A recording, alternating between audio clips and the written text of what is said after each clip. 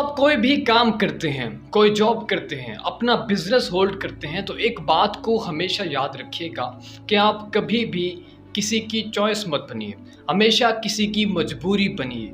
क्योंकि जब आप चॉइस बनते हैं तो वो बंदा जो आपसे वो सर्विस लेता है, आपसे वो काम करवाता है, वो आपकी वो इज़्ज़त नहीं करता जितनी करनी चाहिए। और हमेशा इसके साथ साथ अपने काम को अपग्रेड कीजिए, अपने काम को बढ़ाइए, अपने स्किल्स को पॉलिश कीजिए। एक मर्तबा एवन मॉस्क के पास उसकी एक एम्प्लॉय आती है और उससे कहती है कि मैं इस कंपनी में मज़ीद काम नहीं करना चाहती।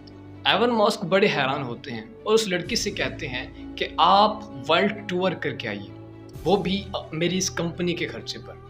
तो वो लड़की चली जाती है और वर्ल्ड टूर करने के बाद जब वापस एवन मॉस्क से मिलती है तो एवन मॉस्क उसके इस्तीफे पर सिग्नेचर करके उसको वापस कर देते हैं। एक साथ ही उनके जो पर्सनल सेक्रेटरी थे उनसे पूछते हैं कि आपने अगर उसके इस्तीफे पर सिग्नेचर करने थे, उसका इस्तीफा कबूल ही करना था तो ये काम आप पहले भी कर सकते थे, लेकिन आपने उसे पहले वर्ल्ड टूर का कहा और उसके बाद उसके इस्तीफे पर साइन किए। तो एवन मॉस्क बड़े खूबसूरत अल्फाज कहते हैं कि मैंने उसके जाने के बाद अपनी कंपनी के पूरे वर्क को, जिस डिपार्टमेंट में वो लड़की वर्क करती थी, उसको ऑब्जर्व किया।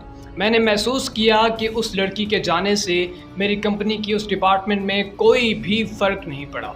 अगर मेरी कंपनी पर कोई फ़र्क पड़ता तो मैं उसको दोबारा उसकी डबल सैलरी पर उसको हायर कर लेता, लेकिन उसके जाने से मेरी कंपनी पर कोई भी फ़र्क नहीं पड़ा। इसलिए मैंने उस लड़की की ज़रूरत मज़ीद अपनी कंपनी में महसूस नहीं की, इसलिए मैंने उसे इस कंपनी से चले जाने को कहा।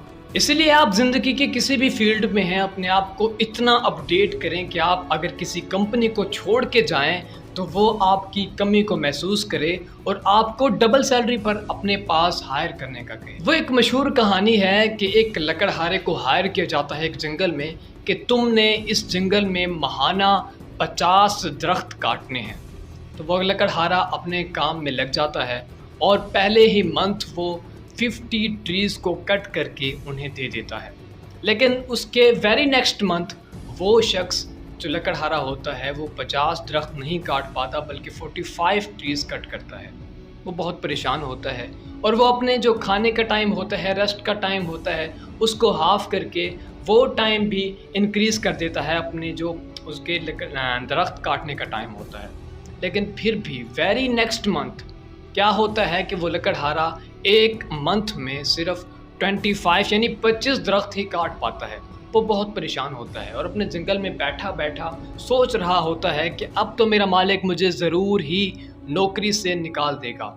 तभी एक बूढ़ा लकड़हारा वहीं पर आता है और उसे परेशान देखकर पूछता है कि तुम क्यों परेशान हो।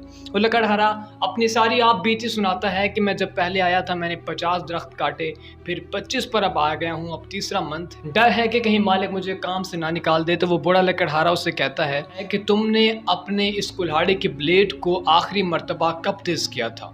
तब वो शख्स जवाब देता है कि जब मैं काम पर आया था मैंने उसी दिन इसे तेज़ किया था। बूढ़ा लकड़हारा कहता है कि तुम अपने इस कुल्हाड़े के ब्लेड को तेज़ कर लो, तुम्हारा काम पहले जैसा हो जाएगा। चुनांचे वो वैसा ही करता है और अगले ही दिन उसके काम में मज़ीद बेहतरी आती है और वो वेरी नेक्स्ट मंथ 55 दरख्त ही काट लेता है।